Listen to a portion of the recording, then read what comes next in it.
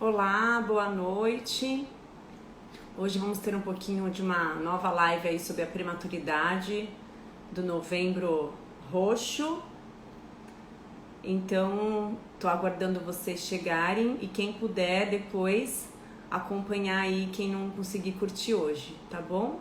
Boa noite para todos. Espero que seja um bate-papo bem legal.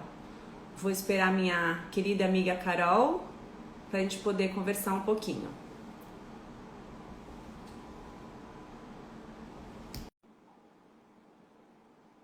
Acho que ela tá entrando. Olá, Oi, Liz. Carol! Bom, Tudo certo? Deu tempo? Tá em deu casa? tudo certinho, graças a Deus. Deu tudo certinho. Isso aqui é bom, né? A gente se ajeita, mas pra gente conversar sobre coisas boas sempre dá certo, É né? isso aí. E como é que você tá? Tudo bem? Tudo certo.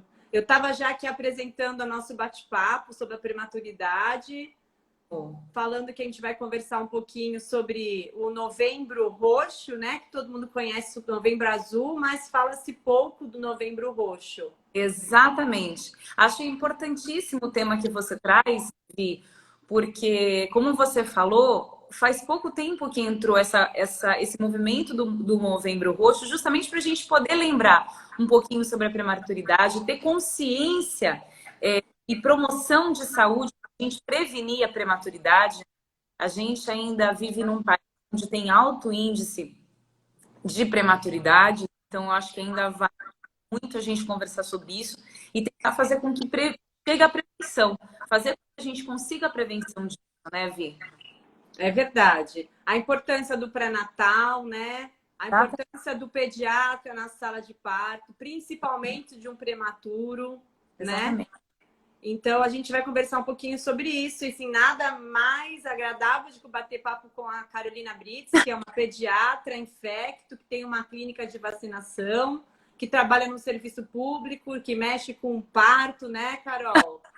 Mexo. Que a gente consegue bater um papo de amiga de mais de É, 20 anos, com né? Ninguém certeza, parece, mas sim, né? de muito tempo, né, Vi? Eu É. trabalho, na verdade, a neonatologia, ela caiu assim como um presente para mim. Não foi uma escolha diretamente, né? Eu fui fazer pediatria por conta da infectologia, eu sempre amei infecto, antes de toda a pediatria. E aí eu comecei a fazer pediatria porque eu amava infecto infantil. E a neonatologia, ela apareceu para mim trabalhando em Itanhaém, numa maternidade pública. Eu fazia só cuidados com as crianças, não tinha um contato direto a parte de neonatologia.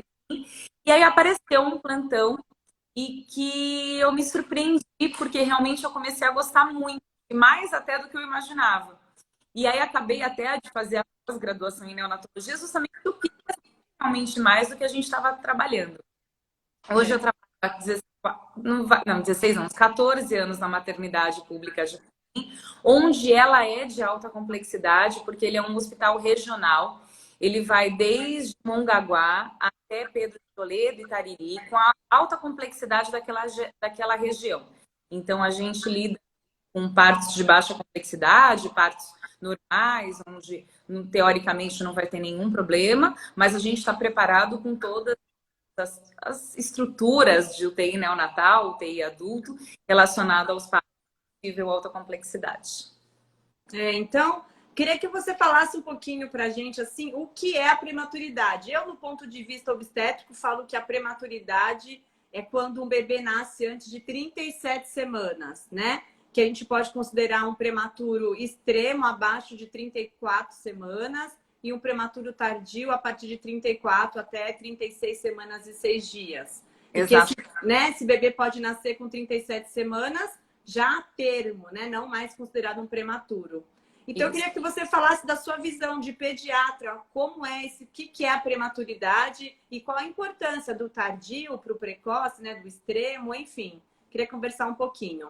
Isso aí, é isso mesmo. Se a gente pensar em questão de prematuridade, então todo bebezinho que nasce antes das 37 semanas, ele é considerado prematuro. E aí vai pequenas classificações, a gente tem um cuidado diferente, um olhar diferente para o paciente. Quando ele nasce com 27 até 38, a gente ainda considera ele um termo que é um precoce. Que a gente precisa ainda ter um olhar para ele um pouquinho diferente. Porque ele está preparado, ele é termo, mas ele pode desencadear algumas situações, principalmente do quadro respiratório, que faz com que a gente tenha que ficar com um olhinho um pouco diferente para ele. Ele não é um prematuro, mas você tem que falar, poxa, mas ele é um 37 semanas e tudo mais.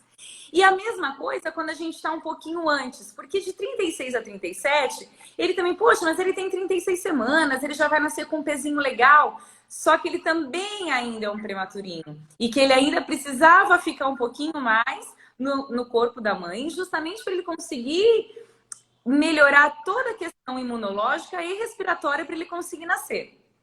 Então, esse meio do caminho, de 36 a 38, eu acho que de toda a questão da prematuridade, a gente precisa ter um olhar muito detalhado em relação a ele. Porque todo mundo acha que, mas já tá bom, já tá com peso bom e tudo mais, mas ele é um olhar que tem que ser diferente. Porque quando ele nasce um prematuro extremo, sei lá, 25, 26 semanas, onde ele é extremamente pequeno, extremamente baixo peso, você já sabe que você vai estar preparado para aquele paciente. Então, você se prepara porque você sabe que ali vai vir alguma situação que você vai precisar monitorizar ele, cuidar da parte respiratória, porque ele realmente não está preparado.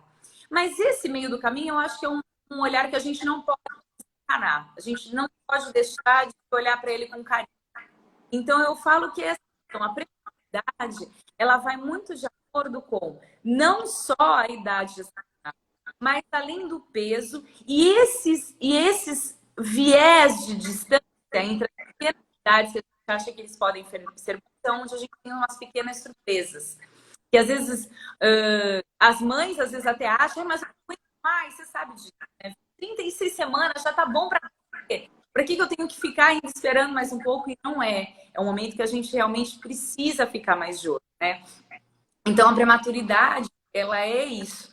E cada idade gestacional, ela tem a sua peculiaridade. Ela tem aquele olhar de possíveis situações que podem vir a acontecer com aqueles bebês que vão nascer. Então, a gente realmente está preparado para tudo. E eu acho que o mais importante é a gente fazer a prevenção. Então, acho que vem aí a tua parte também, da gente poder fazer todos os cuidados durante a gestação para que a prematuridade não aconteça. Com certeza. As pacientes, elas têm que entender da importância do pré-natal, né, Carol? De um acompanhamento, entender de tratar bem uma infecção de urina, que essa infecção de urina pode levar a um trabalho de parto prematuro, né? E um bebê prematuro. Entender a profilaxia de uma pré-eclâmpsia grave, para evitar também uma restrição de crescimento que precise, né, interromper essa gravidez antes. Uma gestação de diabéticas, que às vezes são tão descompensadas, o bebê tem 4 quilos com 34 semanas e a mãe acha que, tá ok, tem 4 quilos, né? E esquece que ele tem 34 semanas, um pulmão que não está preparado para respirar sozinho. Então, a importância do pré-natal e da consciência, além de outras patologias que podem levar à prematuridade, né? Assim, a incompetência cervical, esse mal passado obstétrico desse colo, às vezes, que não é capaz de segurar esse bebê, né? Então, a importância de um pré-natal bem feito, de um acompanhamento, acho que tudo isso é importante para evitar uma prematuridade, né, Carol? Exatamente. A prevenção é sempre a melhor situação, né? Lógico que a gente não quer que um bebezinho necessite de monitoramento, de ajuda para respirar, a gente não deseja isso. Então, quando a gente pode prevenir isso, sempre é a melhor opção. E tudo isso que você falou é verdade, porque às vezes a gente chega, você também tem total know-how, experiência em relação a isso, às vezes a gente encontra, principalmente em maternidades públicas, aquelas mães que não fizeram um pré-natal, ou que fizeram um pré-natal extremamente ruim, inadequado, e a gente está batendo hoje muito a questão da tecla de pré-natal de qualidade, não de quantidade, né?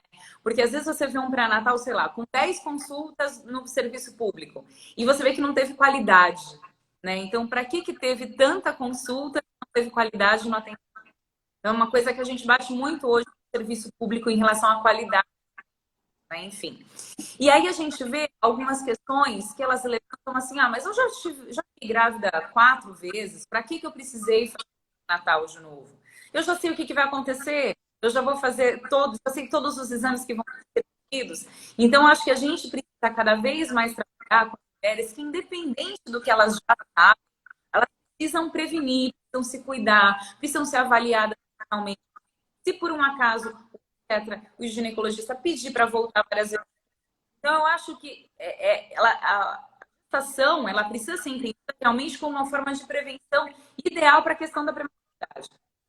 E lógico que, se a gente consegue prevenir, consegue fazer com que a gente nasça um bebezinho saudável, que a gente precisa de todo as disponibilidades que a gente precisa para cuidar de um bebezinho assim, né? Então, não tem jeito. Eu acho que fazer um pré-natal adequado é realmente a principal prevenção de prematuridade. E assim, eu também acho que não é só isso, mas também falando um pouco sobre isso, serviço público e serviço, como a UTI na Natal sai caro, né, Carol? É melhor você ganhar uns dias de bebê dentro da barriga, às vezes, sendo bem cuidado, do que mais tempo na UTI na Natal, gastando mais dinheiro, tanto de convênio, não importa. Até de pacientes que às vezes fazem aquelas... O paciente faz aqueles planos de parto, de maternidade, que acha que não vai precisar de UTI neonatal. Depois você entra numa bola de neve, que uma UTI neonatal é caríssima, né? Então, assim, a importância de tudo isso, de entender, de você poder ter, né? Muito colocado, Viz. E outra coisa é a questão de rede de apoio. Porque, por exemplo, uma criança que precisou ir para a UTI com 34 semanas, nasceu, de repente, com uma restrição de peso e ele fez um desconforto respiratório e ficou na UTI. Ela precisa, além de tudo, não só da questão de custo, da questão, mas é o tempo dela. Ela vai ficar um tempo ali com essa criança, com esse bebê, e de repente outros bebês, outras crianças que estão dentro de casa, ela vai precisar de uma rede de apoio tão intensa que isso gera um cansaço mental, físico dessa mãe, que de repente ela não está preparada, né? Então, eu acho que isso é tão importante a gente pensar que às vezes uma semana fazer um repouso, de repente a Vivian, poxa, faz um repouso agora nesse momento que você tá, não vai fazer grandes extravagâncias, justamente para você conseguir segurar o máximo para você sair da maternidade bem, com o teu bebezinho bem, para você poder voltar para casa e cuidar dos teus filhos, e mostrar um bebezinho novo que chegou dentro de casa. Então, eu acho que esse ganho também vai muito disso. A gente vê muitas mães muito tempo em UTI, que ficam tristes, que ficam preocupadas com os outros filhos que ficaram fora de casa, com quem que vai ficar essas crianças. Então tem tudo isso que passa, que as mães passam, que a gente precisa fazer essa preparação, né? E o leitinho que tem que levar em tal hora, que tem que ordenar, não é... e que não tem, e que tem que usar o citocina spray, que tem que tomar remédio, essa dificuldade, né, que elas passam e a gente vê, né? É difícil. Exato. Não é assim, às vezes a pessoa fala, ai, nasceu, ufa, nasceu não, tem um lado de lá, né?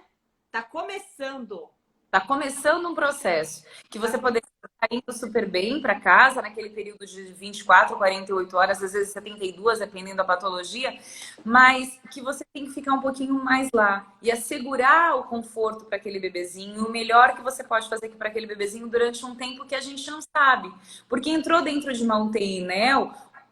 Com todo o know-how que a gente tem, com todo o preparo que a gente tem, a gente sabe que pode acontecer intercorrências, que podem acontecer em situações que não estava, de repente, esperado para aquele bebezinho que acabou de chegar, né? Sabe o que eu queria que você falasse pra gente? Às vezes aqui, assim, no pré-natal, a gente tem indicação de fazer um corticoide. Sim. E assim, eu queria que você explicasse, na visão do pediatra, a importância desse corticoide pré-parto para as mães de prematuros que estão grávidas, entendesse um pouquinho disso. Que, o que é o corticoide? Vai amadurecer o pulmão, pode nascer, né? Elas têm essa ideia. E não é só isso, né? O corticoide vai ter outros aspectos aí. Você pode falar um pouquinho? O mais importante é isso que você colocou. A gente trabalha muito com a questão do corticoide. Muitas vezes a gente tem... dentro da maternidade, por exemplo, tem uma criança, tem uma gestante ainda internada, e aí a gente já fica preocupado porque de repente ela entra em trabalho de parto, e aí o pediatra vem sempre com essa pergunta: conseguiu fazer o ciclo de corticoide? Foi eficaz? E realmente, assim, a nossa maior preocupação da questão do corticoide é sim o padrão respiratório, porque é uma forma de você conseguir maturar o mais rápido, mas o mais adequado que você pode para que né? Você consegue fazer um amadurecimento, uma maturação melhor daquele bebezinho enquanto ele ainda está na... E às vezes ela se assusta, muito interessante você falar isso, ainda tem muita gente com preconceito com corticoide, né? E aí às vezes a gente vê assim, mas como assim eu vou tomar corticoide, né? Então, entender que o corticoide é justamente para a gente fazer com que esse bebezinho, que ele não tem aquele tempo hábil ali dentro da barriga da mãe, que ele consiga mais rapidamente fazer com que ele amadureça o melhor que a gente puder, dentro daquele período curto que ele tem, porque ele teria ainda, sei lá, mais 4, 5 semanas na barriga da mãe, que ele não vai ter aquele período. E se a gente conseguir o mais breve fazer a maturação certinha daquele bebezinho, é melhor. Então, assim, a gente precisa, e eu acho que também vale um outro ponto antes da gente falar, Vi, que é a questão do pediatra nessa situação de consulta de pré-natal, né? A gente conseguiu há relativamente pouco tempo esse trabalho de o pediatra poder, pelo menos durante a gestação, poder conversar sobre essa mãe e dar alguns preparos. E um deles é esse. Ela entender que, de repente, ela tem uma situação que pode vir a acontecer uma prematuridade e a gente conseguir também, junto com o ginecologista e com o obstetra, conversar um pouquinho com ela sobre esse assunto, né? Porque às vezes elas ficam muito perdidas e não entendem exatamente o que precisa, o que vai acontecer com aquele bebezinho naquele momento, né? Então, eu acho que é importante essa conversa com ela antes, entender algumas situações que podem acontecer. Exato. Assim, a gente percebe que a paciente, a gestante, ela acredita que a gestação sempre é maravilhosa, né, Carol? Não tem intercorrência. A gente que trabalha com isso, vê muito alto risco, a gente vê que existem muitas intercorrências. Então, às vezes a gente fala um pouquinho para a paciente, ela fala, ai, doutora, não é, né? Mas a gente tem que preparar a paciente para isso, porque às vezes ela vai no ultrassom de rotina e de repente dali ela vai direto internar, porque tem uma restrição de crescimento importante, tem uma alteração de Doppler, tem um canal, né, cervical muito curto. Então, assim, por isso a importância do pré-natal, a importância de ultrassons feitos em bons lugares, com bons profissionais, né, para a gente evitar uma prematuridade. Esse é o nosso foco, né? Porque as gravidez às vezes não é essa maravilha que a gente quer que seja. Às vezes tem umas intercorrências importantes, né? E assim, lógico que nem você falou uma coisa super importante, essa questão do alto risco ou do baixo risco, né? Uma UTI neonatal, ela espera-se que ela tenha prematuros, né? Então, por que a gente tem uma UTI neonatal? Porque, de um modo geral, a gente tem maior índice de internações devido à prematuridade. Mas, às vezes, uma criança que a mãe está baixo risco e que está num trabalho de parto, ela pode também ter a corrente, né? Então, a questão da UTI neonatal, quando a gente se preocupa se tem um respaldo bom para aquela mãe, que vai nascer, também é por conta, né? A gente, quando o pediatra está em sala de parto, e aí vai a importância também de ter o pediatra na sala de parto, assistindo ao parto. Ah, mas vai nascer tudo bem, tomara. Eu quero que todos os partos que nascem comigo nascem realmente chorando, com nota tudo bem, mas a gente tem que estar preparado para todos, independente de ser prematuro, de parto normal, cesárea, no termo, tá evoluindo super bem para o parto normal, para cesárea motivo, enfim. A gente tem que estar preparado para tudo. E a UTI neonatal, ela também está preparada para receber tanto o bebezinho pequenininho quanto aquele que teve alguma intercorrência, mesmo ele sendo termo, mesmo ele sendo de baixo risco, mesmo ele sendo gordinho, com peso bom, enfim. Então, a gente tem que estar preparado para tudo isso. E eu acho que tanto a Clara quanto a minha Vi, a gente está vivendo numa situação que parece que tudo virou. E eu às vezes, me pego meio preocupada com isso, sabe? Não é fácil, não. É difícil. Não é? Às vezes as pessoas olham como sendo, não, é um parto normal, tá indo tudo bem. E eu vou ser muito sincera, eu fico às vezes um pouco preocupada. Porque a gente sabe que pode acontecer algumas coisas e está preparado para tudo, né?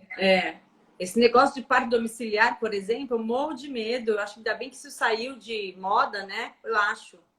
Por causa disso. Eu não. Porque assim, o hospital sempre a gente vai ter mais apoio, né? Hoje em dia, se a gente tem tanta tecnologia, a gente pode ter um parto tipo domiciliar dentro do hospital, né? Com qualidade, né? E até serviço público, realmente, a maternidade onde a gente trabalha é uma maternidade que ela realmente oferece um trabalho natural com qualidade. E dentro de um serviço público, que tem algumas limitações, enfim, mas ela também oferece um serviço de qualidade. Então, acho que não é o momento, eu ainda, com a minha visão, talvez, de ver a situação acontecendo, eu também fico um pouco receosa dessas intervenções que ainda, não sei se ainda acontecem, enfim, mas eu fico um pouco preocupada. Eu fico sempre um pouquinho assim, ai, não sei. Eu também sou um pouco bem receosa. E quais são os cuidados desses RNs na UTI neonatal? O que você pode contar pra gente? Olha, a questão da maturidade, a gente fica muito preocupado com a questão respiratória, que é uma das coisas que realmente para eles é o mais difícil, é uma das situações que acontecem com mais frequência dentro da prematuridade. Mas a gente tem que pensar em outras comorbidades que podem vir associadas. Então, por que aquele bebezinho nasceu prematuro? Então, a primeira coisa que a gente precisa saber: teve alguma intercorrência naquele pré-natal? Foi uma mãe que, de repente, teve alguma infecção congênita como uma sífilis? Teve alguma infecção congênita como uma toxoplasmose? Ou ela teve uma infecção urinária de repetição e que não conseguiu ser controlada? Então, assim, tem a questão do pulmão, que realmente é o que vai nortear em relação à primeira infecção da prematuridade, mas a gente tem que pensar na questão da história materna. E a partir daí, começar a ter alguns cuidados. Então, primeiro, ligar o porquê dessa prematuridade. Você conseguindo desenhar essa prematuridade, por que esse bebezinho nasceu antes do tempo, você consegue fazer prevenções. Então, de repente, já entrar com antibiótico terapia porque foi uma infecção de repetição que não conseguiu fazer efeito, enfim, entrou com antibiótico terapia, ou foi uma bolsa que está rompida há muito tempo e a mãe mesmo assim tomou antibiótico e ela não melhorou, ou foi uma infecção congênita. E aí você tem que fazer essa prevenção. Então, muitas vezes é indicado, dependendo da história materna, já terapia, justamente como forma de prevenção, de fazer um quadro séptico muito maior. Crianças prematuras têm mais de fazer quadros sépticos do que outra. Então, vem aí esse cuidado. Outro cuidado que a gente tem que ter é com a questão de manuseio. E aí vão questões muito de questão de enfermagem e tudo mais. Quanto menos você mexer nesse bebezinho, melhor é. Para você não ter fazer nenhum risco de infecções hospitalares, infecções cruzadas. Quanto menos a gente mexe, melhor é para ele, porque ele precisa ser o menos manipulado possível. Quanto mais precocemente você conseguir fazer a introdução nutricional, é melhor. Então, a gente trabalha com maturidade, além da questão da história materna e da questão respiratória, prevenções, para isso não estadiar mais esse período que ele fica em UTI e NEO. Então, ela tem que estar preparada para todas essas situações, da questão da intervenção de urgência, mas sim das prevenções que podem vir a acontecer a partir que ele entre em UTI. Porque, por mais que seja de uma UTI neonatal, ele é uma UTI, que também tem os seus riscos, e a gente sempre precisa tomar cuidado com isso, né? Então, a UTI neonatal, ela vem preparada nesse sentido, de a gente tentar manter essa gestação e esse bebezinho ainda numa certa homeostase em relação a antibióticos e a bactérias. Tanto que a gente não mistura, por exemplo, um bebezinho que nasceu numa maternidade, não é recomendado que ele vá para uma UTI pediátrica, né? Então, isso é muito legal da gente. Por que existe uma UTI neonatal? Porque tem que ser justamente essa história de mãe e bebê, para você não ter riscos de infecções cruzadas. Então, uma UTI pediátrica, que atende várias idades da pediatria, não pode misturar com o bebê que acabou de nascer. Então, eles ficam realmente ali naquela mesma flora bacteriana para justamente conseguir manter essa homeostase bactéria. Então, tem muito a questão da UTI neonatal nesses sentidos, de questão não só de tratamento, mas de prevenções. Então, você lida com as duas situações, que dá para você fazer prevenções dentro de uma UTI neonatal, né? Para não... Sabe o que eu queria te perguntar? O peso desse RN, ele ajuda ou não a ter mais infecção ou não? Assim, a prematuridade pulmonar ou só o peso? Entendeu o que eu quero dizer? A minha pergunta foi clara? Sim, porque assim, Como você falou, você até deu um exemplo de uma mãe que é diabética e que nasceu prematuro, mas ele nasceu com peso excelente, ele não nasceu baixo peso, ele nasceu menor do que 2,5 kg, ele nasceu prematuro, mas ele nasceu com peso excelente. Então, assim, quanto menor o peso, tendencia a ter uma maior gravidade, mas a idade gestacional conta. Então, não é só o peso, é toda a história que eu te falei. A gente classifica o bebezinho, Vi. Então, a gente classifica ele como termo, pré-termo extremo, enfim. E o peso também. Ele é gig, porque de repente ele pode ser grande para a idade gestacional, como esse diabético que você comentou. Então, um bebezinho que nasceu de 34 semanas, mas ele nasceu com 3,5 kg, coloca num gráfico, muito provavelmente ele é gig, porque ele é grande para a idade gestacional dele. E aí também tem as suas comorbidades.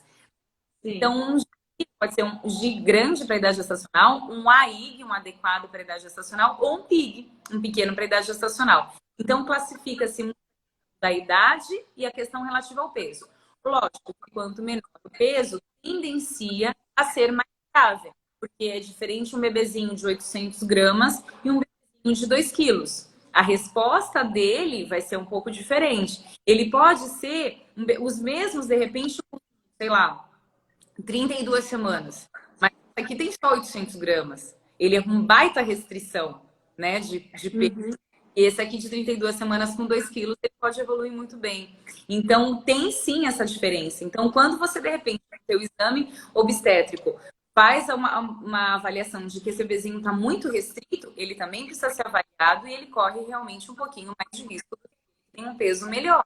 Então, muito de acordo com essa situação. Não é taxativo. Eu acho que é importante a gente colocar isso. Não é porque é menor que é mais grave ou que é mais... Não. Cada um tem a sua história. Cada um tem a sua peculiaridade. Cada um tem que ser olhado individualizado como aquele bebezinho vem de uma história materna assim, vem de uma idade gestacional assim, vem de um peso assim. E aí a gente tem que sim olhar aquele bebezinho. E, Carol, qual que é o momento na UTI neonatal que eu vejo bastante que a mãe começa a fazer o canguru? Que eu vi na escola que tinha quarto de mãe canguru, né? Pra gente é super comum. Parece que assim, a mulher tá grávida ainda com o neném fora, né? E assim, tem pai que participa, né? Bem legal.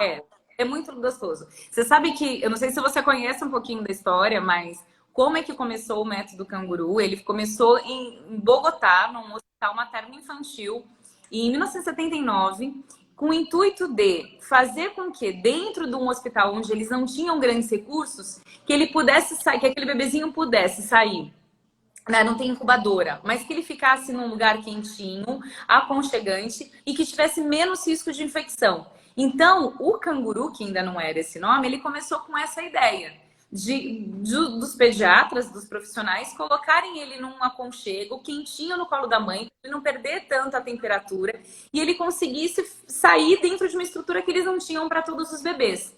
E aí surgiu o método canguru pela forma que as mães na época carregavam de ser como se fosse um canguru, de abraçar ele de uma forma que ela conseguisse aconchegar o bebezinho e continuar acompanhando esse bebê. E aí surge isso, e por estudos viu-se que tem uma boa resposta, porque cria um maior vínculo materno-infantil, mãe e bebê. Então tem hoje a gente trabalha muito e vê os grandes resultados que tem quando você entra em contato direto com o bebezinho que a mãe tem. E os pais também fazem muito parte disso.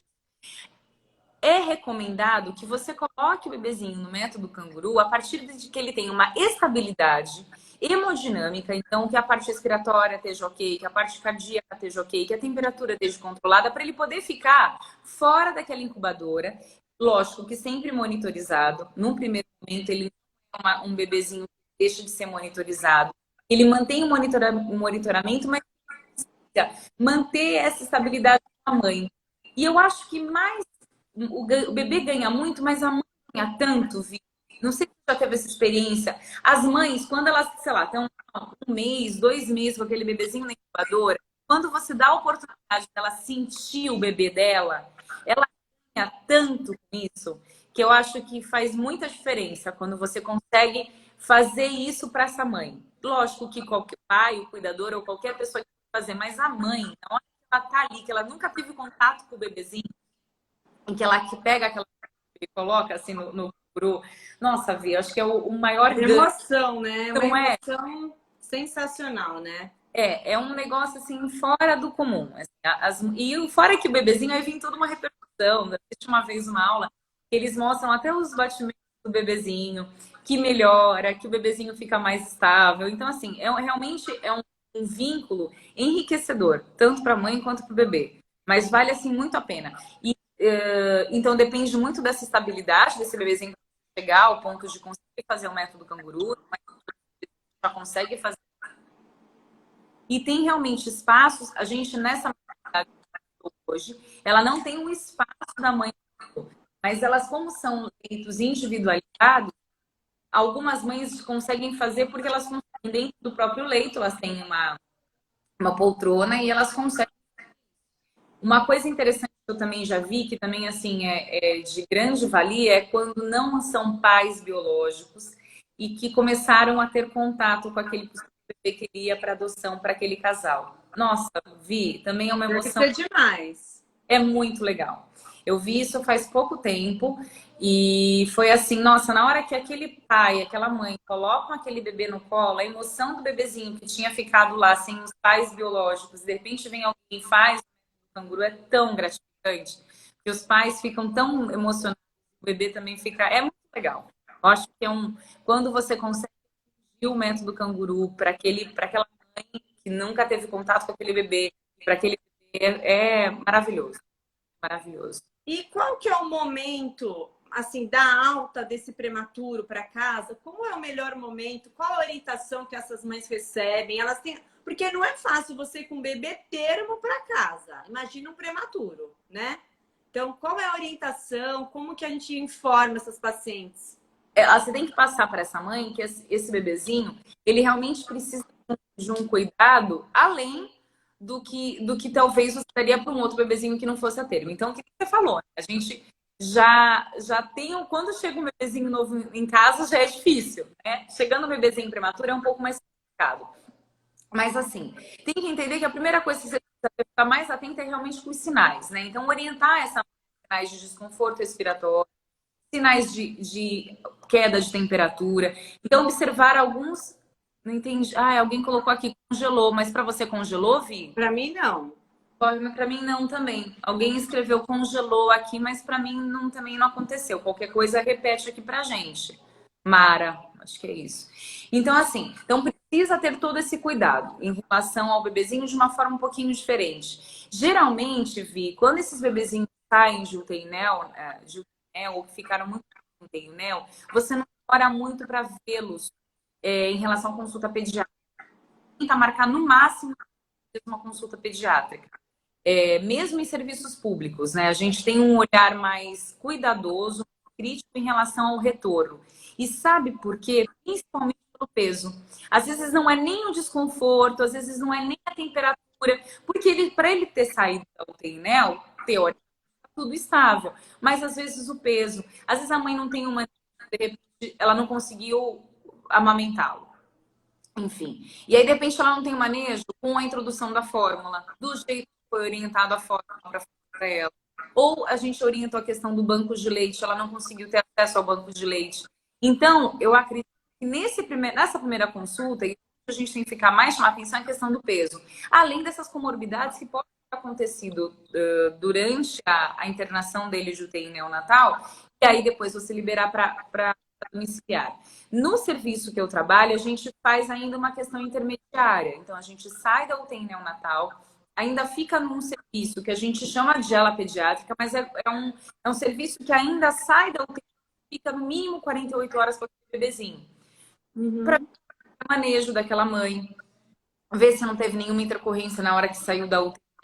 Então, eu acho que vale a pena ter essa saída mais delicada da UTI neonatal. Adaptação, né, Carol? Uma adaptação. Porque exatamente, porque às vezes, por exemplo, é uma mãe que de repente ela não ficou com aquele bebezinho 24 horas.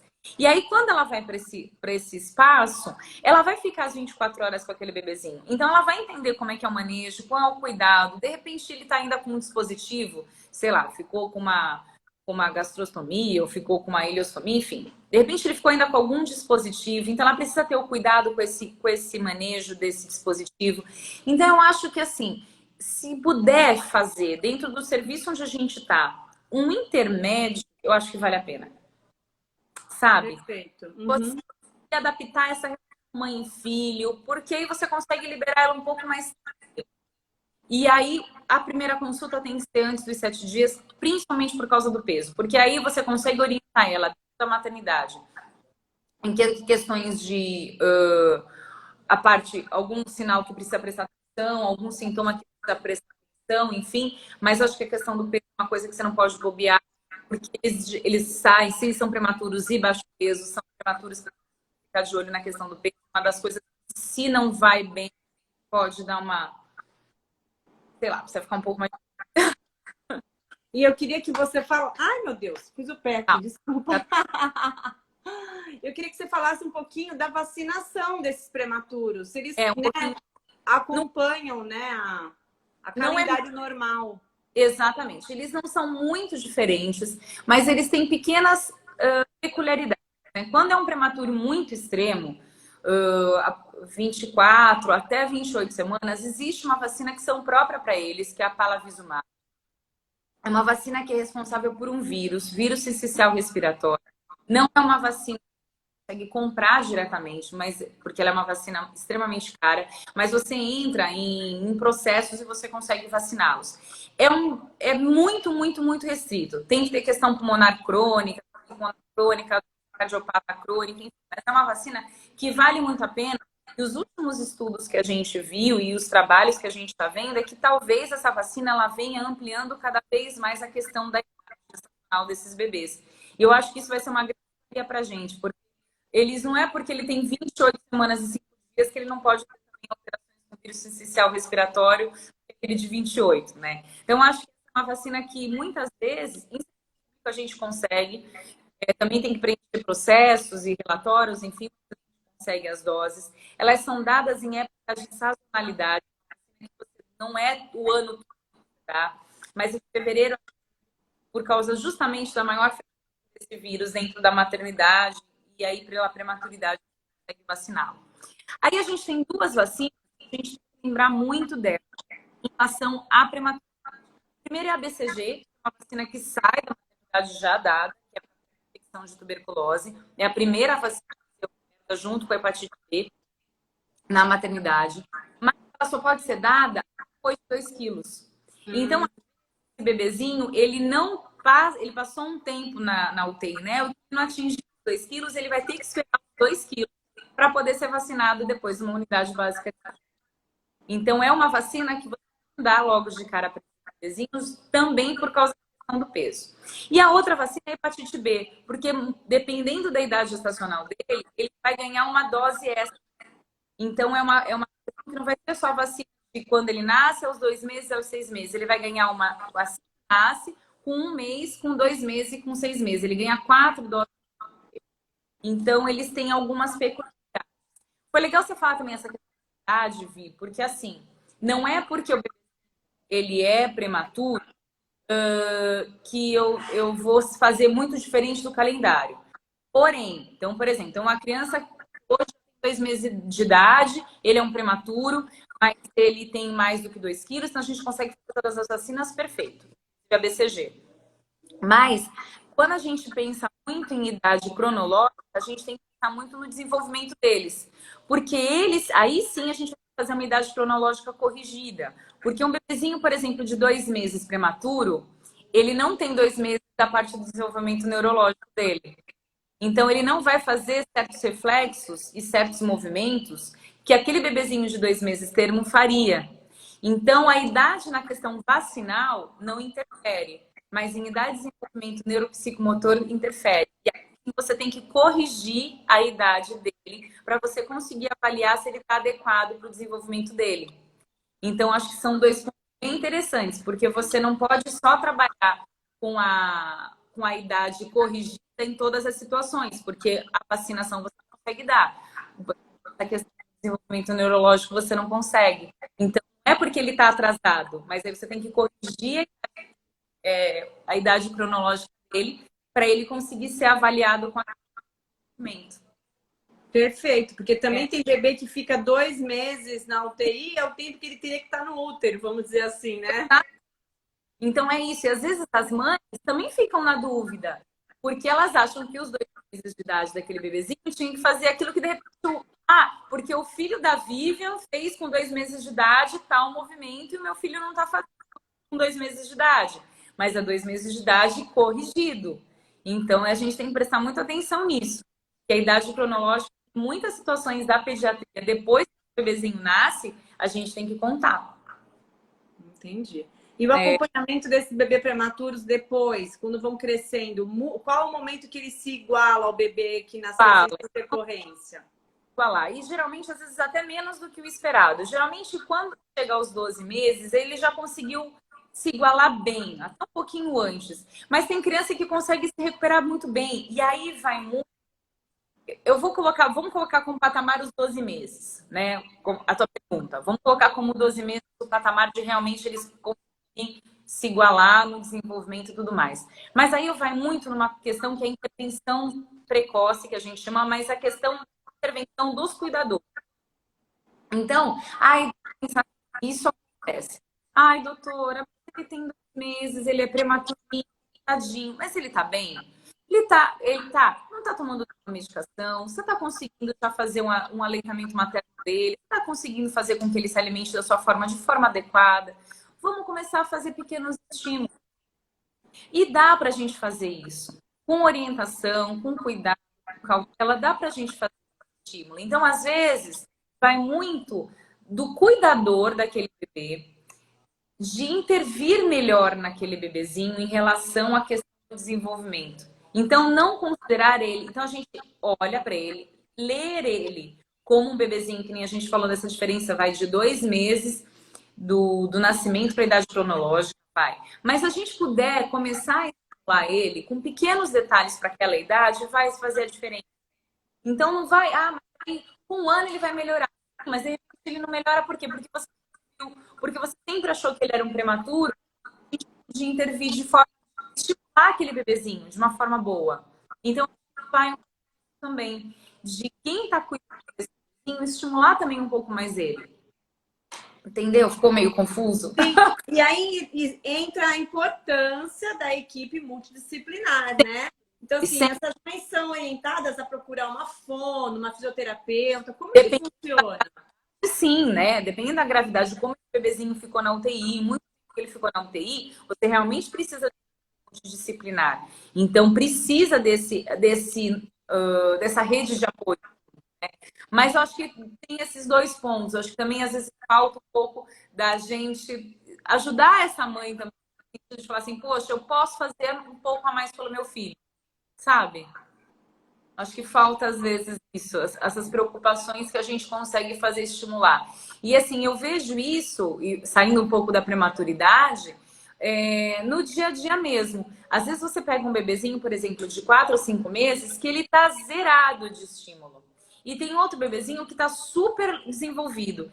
E aí você olha, os 2 são, sei lá, têm a mesma idade, são crianças termos, mas por que um não faz uma coisa que o outro faz? Primeiro, obviamente, a gente vai pensar em questão se não tem nenhuma outra patologia associada, enfim. Mas às vezes é falta de estímulo. Às vezes é aquela mãe que realmente não interage com aquele bebezinho. E aí a gente vê que realmente faz a diferença. Uma mãe que esteja mais ali em cima dele, estimulando, brincando, não deixando só ele largado num chiqueiro ou só ele largado num carrinho. E ela não dando aquele entretenimento para ele. Então, a gente precisa estimular cada vez mais os nossos bebês. E a gente está vendo que cada vez menos da questão digital e tudo mais, as crianças ficam menos estimuladas. Principalmente a questão motora. Então, a gente está vendo que o motor, até a fala, vai falar tudo, eu acho. Acho que o social, a fala e o motor está um pouco para trás. E na hora que você vai comparar essas crianças, elas não entram mais em alguns quesitos de desenvolvimento. Justamente pela falta de... Entendeu, Vi? Muito bem. Eu queria falar um pouquinho sobre o aleitamento materno nos prematuros, porque é difícil você ter um bebê, lógico, prematuro na UTI, tendo um aleitamento exclusivo materno, né? assim, como que é feito esse estímulo da mãe depois permanecer em casa amamentando? Porque eu acho que um prematuro precisa ainda mais de um peito, muito mais. né? Se você conseguisse deixar, o ideal seria que ele ficasse realmente muito mais. É muito difícil já no começo, antes de qualquer forma. Por isso que quanto mais precoce você entrar com a questão nutricional, é melhor. Pelo seguinte, eles prematuros, eles já têm os reflexos primitivos mais debilitados do que uma criança que nasce termo. Então, uma criança que nasce 33 semanas, ela tem o reflexo de sucção mais débil do que aquela criança que nasceu com 39 semanas, né? Então, o reflexo dela de amamentação já não é tão eficaz que nem o de uma criança que nasceu no tempo certo. Ponto. E aí, quanto mais tardiamente você faz essa criança não ser estimulada dentro de uma UTI, mais demora a questão do estímulo para ela e mais difícil para ela essa questão da amamentação. Então, por isso que eu te falo, quanto mais precoce, lógico, aí vão várias questões. Não é só a questão, mas ele já consegue sugar, ele já pode mamar. Não, a gente tem que ver também se ele não tem nenhum risco infeccioso, se ele não vai desenvolver nenhum problema gastrointestinal, enfim. Mas a partir do momento que você conseguir fazer com que ele consiga amamentar, é importante. E geralmente a gente primeiro ordenha a maternidade para você estimular de forma de copinho ou de translactação, que são métodos antes de colocar ele para pegar na mama. Então, tem alguns métodos que a gente faz um pouco antes, para depois você conseguir colocar o tratamento materno com a mãe, né? Porque também tem um pouco disso nesse sentido de que, Vi, lembrar que a sucção para o bebê é como se ele fosse correr os 10 quilômetros na praia, né? Participar de uma... é muito cansativo para ele. Então, para ele chegar ao ponto de mamar na mãe, ele tem que estar realmente bem estabilizado para ele conseguir fazer a sucção na mãe. Isso também demora um pouquinho, porque ele precisa estar bem. Então, ele não vai conseguir. E o cansaço é muito... Imagina, é o único estímulo que ele realmente faz intenso para ter perda calórica. Uhum. Então, ele precisa disso. Quanto mais precoce a gente conseguir, melhor. Mas não é logo de cara que a gente consegue. Infelizmente, em alguns bebezinhos demora muito. E aí vem essa questão do peso que eu te falei. Tem bebezinho que realmente não vai sair em aleitamento materno mamando na mãe. Ele pode sair, às vezes, com ela ordenhando, e aí acaba fazendo em copinho ou de mamadeira, que infelizmente a gente tenta não indicar, mas a gente sabe que em algum momento essa vai acabar fazendo, ou a translactação, que é fazer com que a criança sugue aquele leite materno, enfim. Mas a gente precisa, sim, fazer com que ela, de qualquer forma, faça a questão do aleitamento materno com esse bebê. Esse leite, para prevenir inúmeras situações que a gente sabe como aleitamento materno, e aí, além do mais, para ele, que é um prematuro, vale muito. A gente precisa fazer com que ele tenha o recebimento de aleitamento materno, porque é muito para ele, como para qualquer bebê, para ele um pouco mais. Agora, uma dúvida um pouco minha, que faço muita restrição de crescimento, né? E às vezes eu fico perguntando para mim, quando tirar esse bebê, né? Uma restrição muito precoce. Eu tive alguns casos que eu segurei bebê de 26 a 28 semanas, né? Uma maturidade bem extrema. Eu tenho uma paciente que eu também segurei uma semaninha aí para tentar nascer com 30. O bebê nasceu com 1 quilo, com 30 semanas. E hoje tem um ano, inteligentíssima, esperta, bem estimulada.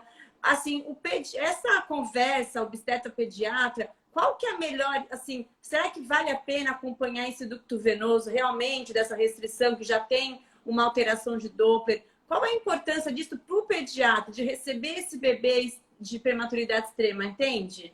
Entendi. Vale a pena ou não eu segurar esse bebê? Não, eu acho que eu entendi. Lógico que assim, a gente tem que pensar na vida da mãe. Eu acho que em primeiro momento, né, ver se essa mãe ainda tem realmente condições de segurar esse bebê e se ela tem qualidade física de ainda segurar esse bebê, de vitalidade para ela, enfim. Mas eu acho que a conversa é essencial, Vi. Eu acho que, por exemplo, a gente, falando por mim, pelo estão juntos na mesma maternidade, ele fica dentro da UTI Neo e eu faço assistência de parto. Eu acho que assim, a gente tem que dar hoje, graças a Deus, porque a gente tem profissionais que trabalham com obstetras que faz a diferença da gente poder conversar.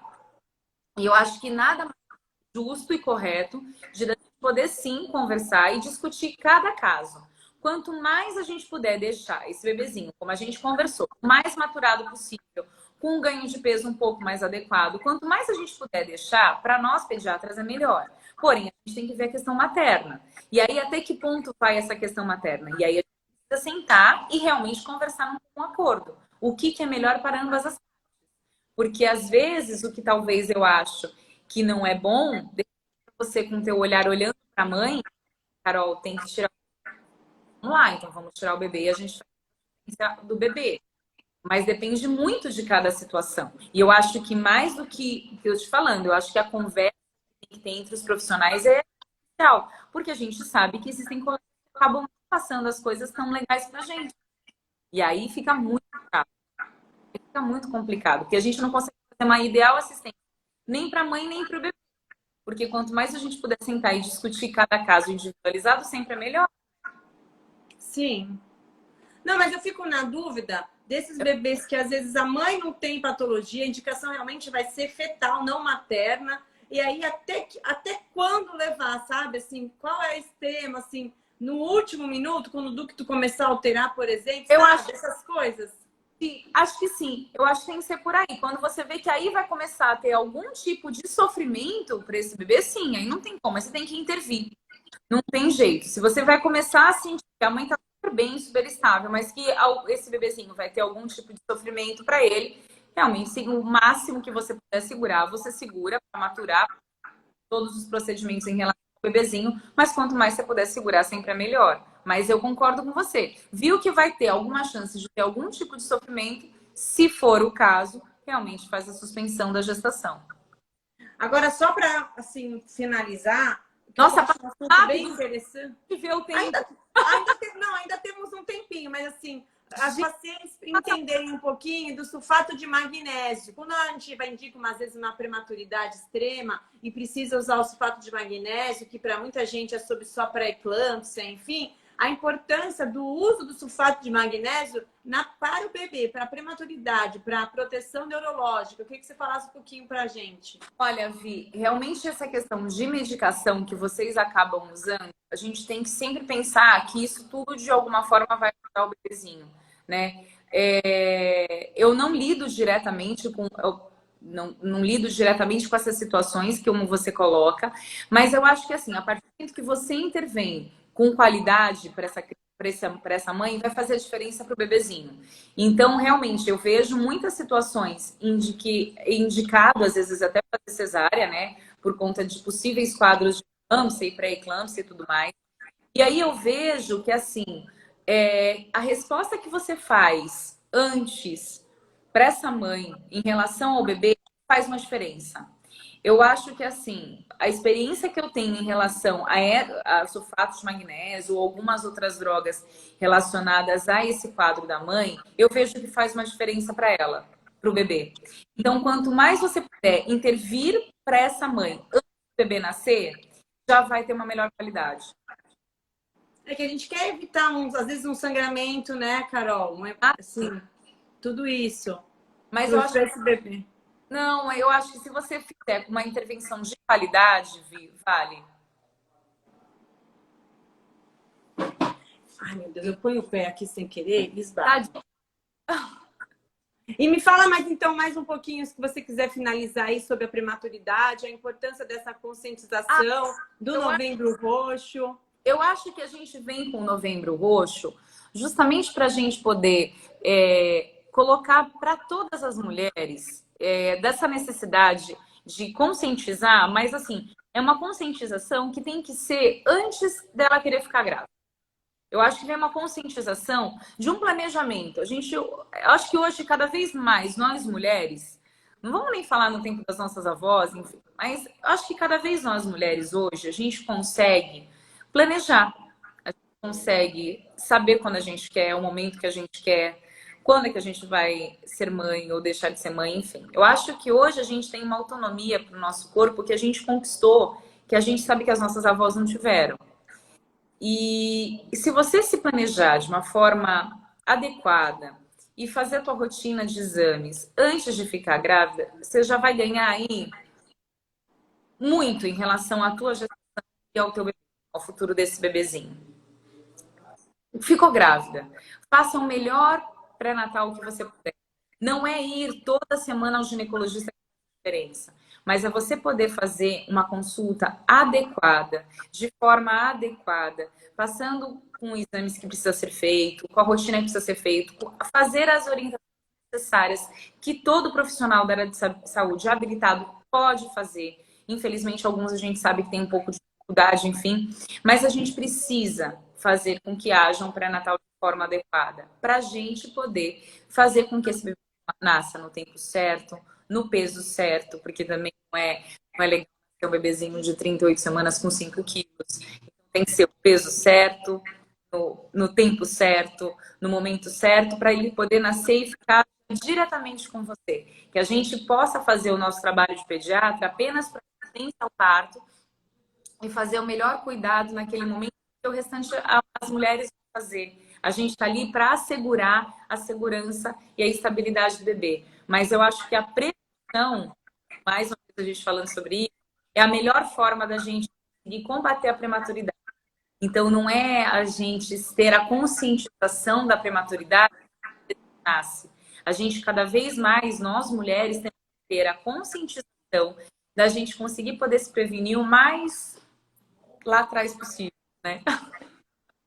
Eu gosto de responsabilizar a paciente, muitas vezes, pela qualidade do pré-natal dela. Porque às vezes ela fica zanzando de pré-natal em pré-natal. Muitos médicos, quem tem vários não tem nenhum, ninguém acompanha direito, né? Assim, a realização de ultrassonografia tardia, o começo do pré-natal tardio, a realização de exames sem um exame prévio para você ver se realmente a idade gestacional está certa. Muitas pacientes se questionam, mas o médico de ontem falou que o meu bebê tem 38 semanas. Ela não entende que ele tem um tamanho para 38, que ele está grande. Ele não tem 35. Eu até brinco, o bebê, a gente não engorda quando a gente não envelhece quando engorda, né? Então o bebê está gordo. Então eu acho que essa é a grande importância. Então, a paciente às vezes tem um começo pré-natal com 24 semanas e aí você acha que ela está com 38 e ela tem um bebê de 36. Porque como fez ultrassom tardio, tem uma data errada, né? Então, essa é a grande importância de um pré-natal feito inicial, com ultrassom precoce, com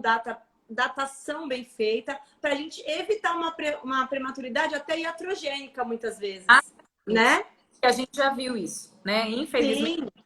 algumas situações que por conta de erro de data, acaba tendo uma situação cesariana e a gente vê que uma criança que era termo, na hora que a gente faz as classificações, o capur, as escalas que a gente faz, e aí a gente vê que era realmente um bebê termo. Então, acho que o que você colocou é essencial, porque a gente vê até em serviço público, infelizmente também, e não só em privado, dessa mudança de profissionais que cuidam de uma mesma mulher, né?